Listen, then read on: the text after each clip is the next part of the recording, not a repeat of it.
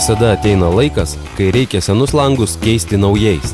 Tas momentas gali ateiti po 10, 15 ar 20 metų. Bekeičiant langus gali kilti idėja.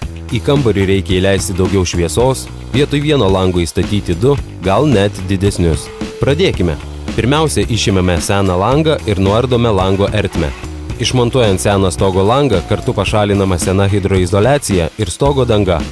Kai seno stogo lango ir stogo jungtis atlaisvintos, išimame seną lango rėmą. Šeimininkas nutarė sumontuoti 2 didesnius langus vietoj vieno. Kambaryje bus daugiau dienos šviesos, todėl kambaryje bus daug patogiau. Kad sumontuotume 2 langus, turime pasidaryti daugiau erdvės.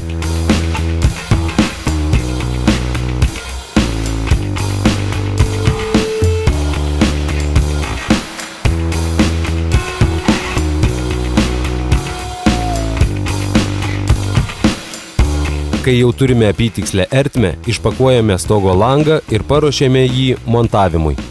Stogo langų Velux apdaila gali būti balta arba kaip lakuotos medienos. Velux rekomenduoja montuoti, naudojant originalų šilumos izoliacijos rėmą. Ši konstrukcija tvirtinama per visą paruoštos lango ertmės perimetrą.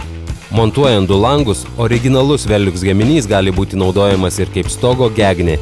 Stogo lango montavimą pradedame nuo rėmo. Prieš pritvirtindami rėmą prie stogo konstrukcijų, gulsčiuku atliekame reikalingus matavimus.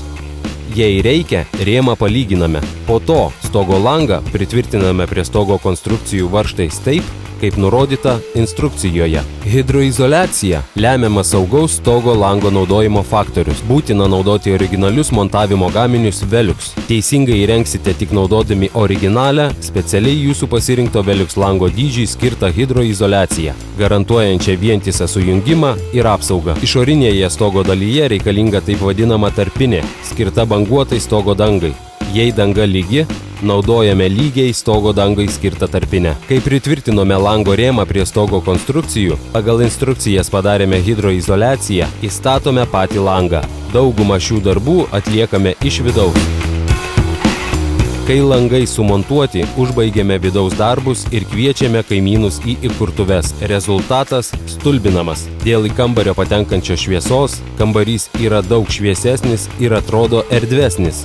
Naujojo lango šilumos izoliacija daug geresnė, todėl kambaryje bus daug šilčiau.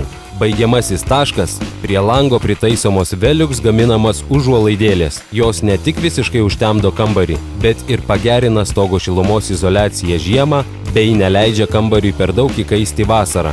Šis modelis giriamas dėl specialaus dizaino. Audinio raštą sukūrė žymus pasaulinis dizaineris Karim Rashid. Sėkmės įrengiant jūsų palėpę.